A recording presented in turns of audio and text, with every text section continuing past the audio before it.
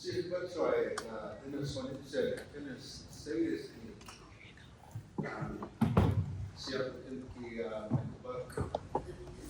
So I've also become a bell ringer, and what that means for Yakama people is that I honor ceremonial services, different songs, food songs, funeral songs, and songs for getting the first year and sharing it with people. Different songs for memorials for the lost ones, old songs that talk about Nami's Manwit, Creator's Law. So it's a big gift that I want to share a song to open this space to light up this ground that we're walking on today. To light up your insides, your life, your heart, your body, and your children. This song doesn't belong to me. It belongs to the younger generations. It was a gift that I learned over the years. And so I respect and honor the prayer that was said this morning. And I would like to add to that prayer before I start speaking. So I'm going to ask everybody to stand in honor of creation and our traditional foods that we'll take in today and tomorrow. I wore my blanket in when I was a young boy. My grandfather had seen me walk into the longhouse, or ceremonial space, without a blanket. Took his blanket that he was holding and called me up. He said, "This blanket is for you, grandson. You look naked walking in." So I never ever have forgotten to carry my blanket with me ever since then. Must have been about 6 years old, you know. And so that's how we roll. So again, my name is Michael Buck. Which means my Indian name is Indigenous, from Sayus, Washington, at the Yakama Nation. So I grew up in White Swan, Washington. So happy to see relatives and my other mother from another brother, Arlen Squire, helped to raise me at White Swan. Hi, Arlen. Thank you.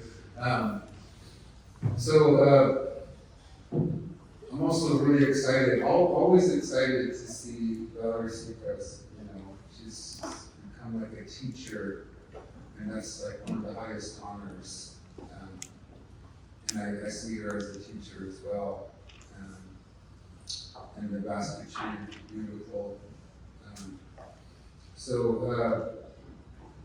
I graduated environmental studies at Heritage University on the Yakama Reservation. That's a private university. And in those times, I learned about traditional ecological knowledge. And today, it sounds kind of like a buzzword. But to convey that message academically has been a great challenge for me, being raised fully traditional along the river, hunting elk and deer, taking care of the entire body of the deer, and learning the digging grounds of my mother and grandmothers, and fishing with my brothers was the greatest feeling ever. It's that time right now at Wanawish, on the Yakama River. But they're doing okay, and I pray for my brothers. just want to pray for all of your families and pray for your journey, whatever you're doing. I'm happy to see you all. I really am. I'm happy to see all of you, and take in that water and take in that traditional food. It's going to help you. It's going to help you in your life.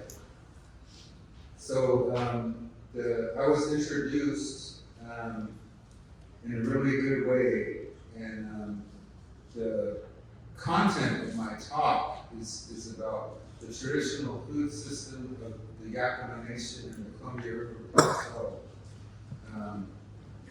which in my prayer and song recognized the beauty of the ocean was in that prayer. The beauty of the ocean. Ayayat and Chiish. The beauty of the ocean. The beauty of the big river, the Columbia River, Chiwana. And I was lucky enough to learn from elders. I take care of the sweat house, and that's a big job to help my people, Yakama Nation, to help my family, to help myself. As a matter of fact, I sweat just yesterday. Made a big fire, burned some clean wood, I boiled rose water, and doused my entire body with rose water. Skapashwai, that medicinal plants to all our tribes in the Pacific Northwest. So, but I also work at Seattle Indian Health Board as a practitioner, and my fellowship that's helped pay for the University of Washington School of Environmental Affairs thesis, Northwest Continental Adaptation Science Center. So I actually thank the eel, and what that means is that I've taken care of these traditional foods all my life. And just to echo not only Valerie, but the speakers before me, you can have one gift and cherish it and share it and perpetuate and handle that gift with all your heart, and all your mind. And that species, that entity's energy will go into you, and it'll help you. And that reciprocal relationship exists. And there's songs for every single species in our traditional food system. And I happen to develop that reciprocal relationship with the song. That's the eel. The eel is the eldest elder of the world. The fossils show that of all the mass extinctions on the planet, that the eel, the lampreys, have survived them all. They watched the dinosaurs come in and then get extinct. This is scientific evidence. I also happen to believe that the eel has medicine inside of it, that when you take it into your body, that you can receive some of that medicine from the Earth's core, from the core of the Earth, because the eel's been so slippery and been so resilient over time, over millions and millions of years, that this eel knows how to go into the earth and has pathways. In our oral traditions at Yakama Nation, there's bottomless pits and tunnels in the earth. These eels, just like the salmon, go all around the globe, but they find this mineralized water, and they've known these pathways inside of the earth's core that connects all water. The earth distributes water and cleans it. The eel knows these pathways. It's in our oral tradition. So if you ever get a chance, the Pacific Lamprey season is coming up all through summer. You can actually possibly be one of the lucky people that takes in some of that eel and gets some of that medicine, that mineralized water that can only be found by the eel. So, these are the types of things that I think about, some of the medicines that are carried by traditional foods. I call it the fountain of youth, to be able to be lucky enough to maybe catch one of these eels and have that medicine distributed through my body to light you up on the inside, like I mentioned. And the eel tail, when it's dry along the river with that Chinook wind, some of that wind, the elders used to dry the eel, and they would break off the eel's tail, and they would hang from the baby board, from the cradle board. And that's how the toddlers would teeth. They would teeth themselves, and it would be like a pacifier, the eel tail. Also, I thought one of the elders that I interviewed for this project, she's gone now. That's why Virginia Bubert wrote the alphabet for the Yakama Nation's Sahaftun Dictionary. She said that the old people used to say that the eel tail, if you eat it, would become a good horse rider. So she was always eating eel tails while she was growing up, and she became a very excellent horse rider. There's so many different medicines that are found inside of the eel. And so the scientific project that I carried out was interviewing elders of the Columbia River Plateau, learning from them, and then going to ceremony and delivering foods to all of our churches, delivering salmon to all of our longhouses, delivering deer meat and elk meat to all of our ceremonies. So I'm going to briefly explain some of the elders and some of the things that they shared with me.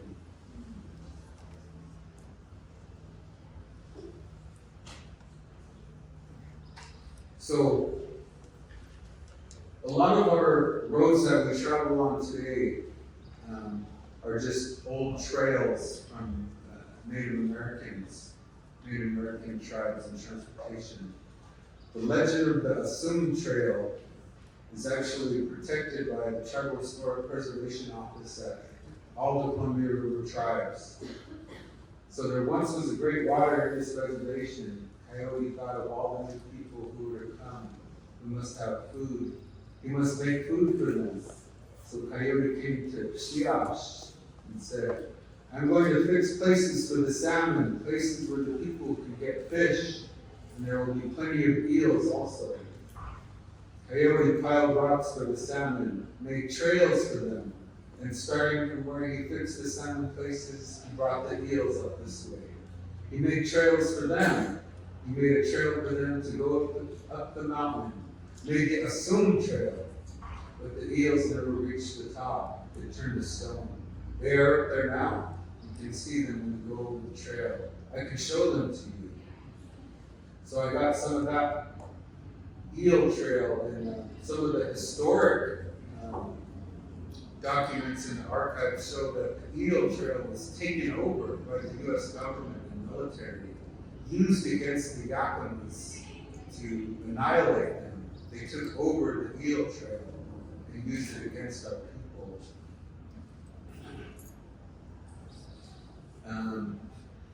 Traditional knowledge, in my thesis, I always talk about traditional knowledge as being in movement. This is my own definition in my thesis. So we learn by digging. and we learn by grabbing eels underneath the waterfalls. Knowledge goes into your body and into your hands and into your mind. It's not static. We do not sit still. And some of the things that Valerie Seacrest mentioned about disease and distrust and all those things. Thomas Morningham from Confederated Tribes of the wǝtë Reservation told me, just as the Rasputin leader said, that the non-natives are not the ones stealing our information. The only way that our knowledge gets stolen is if we don't teach the children. If you take that knowledge to your grave, and that's what he said, and I agree with that. It can't be stolen, but it can be shared in a really good way. So part of this knowledge and perpetuation of my thesis goes back to the community, like the legend of the Asumcha. So it would be unfortunate to respond to this history by not publishing. Choosing not to publish would be like silencing our voices and languages. This is the eel, and the primary gathering place for the eel today is at Willamette Falls.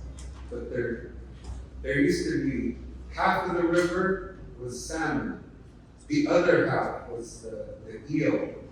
There was 2 chiefs in the river, and there's a lot of oral history. I really wish I had more time because I can do an hour presentation.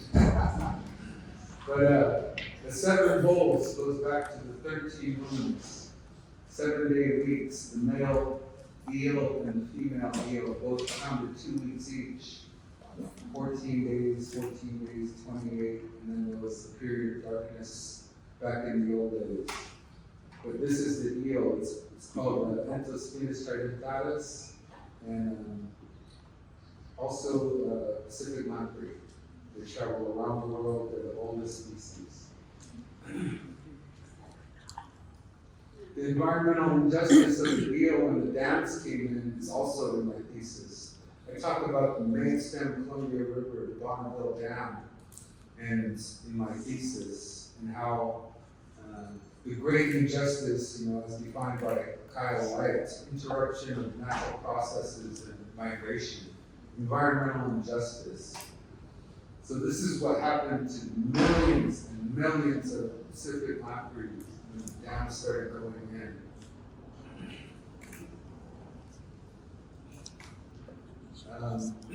You can talk to me in the next day or two, but I wanted to share just that little bit of history and tell you who I am, and say a prayer for all the foods and for all of you. So the methodology was research as ceremony. And that's the scientific method. And I'll close out in this last minute or two. One of my great teachers, that's why Dr. Russell Jim. So I took a lot of quotes from these 18 elders that I interviewed, and I also got some of the alarming data. So I also speak for ATNI and climate justice and just transition. So the main stem Columbia River is only half of what it was in 1940. So all the diversion that's taking place off the Columbia now has reduced the Columbia River to half its size.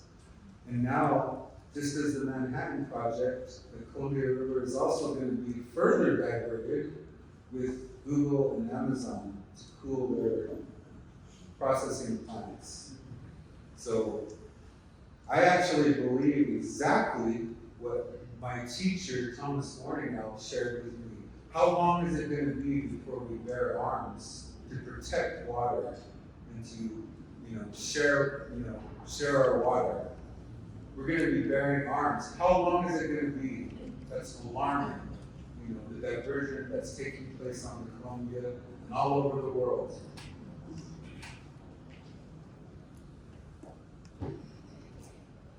So So I wanted to facilitate intergenerational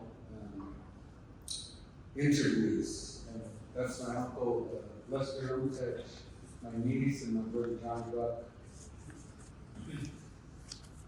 I'm going to close with this because you'll meet Yakama people, just as some people here in different cultures that I've learned, they raise their hands.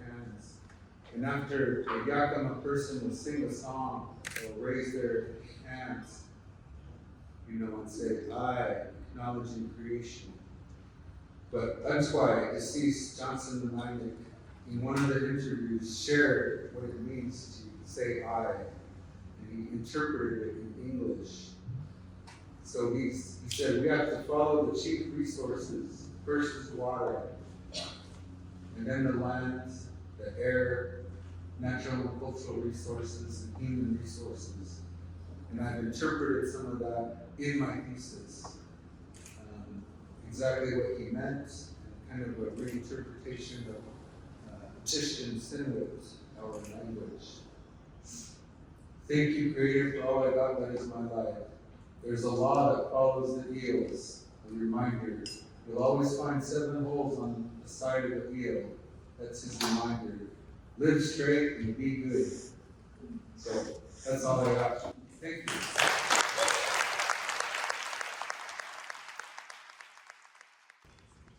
This is a surprise for my son. I'm so proud of him.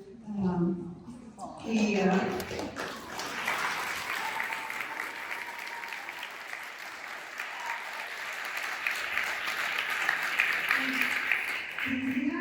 a really rough upbringing, and so me and Rick Waltman raised him as our son because he lost his father, and he needed to have a male figure in his lifetime. Once he attained his achievement in our tribe, is to get your first deer, your first elk. It changed his life. He became a new Michael. And his cousin was in the same ceremony, and I think, we lost that cousin too. So he's had a lot of trials, and for him to get to this level, I'm surprising him with a beaded wallet.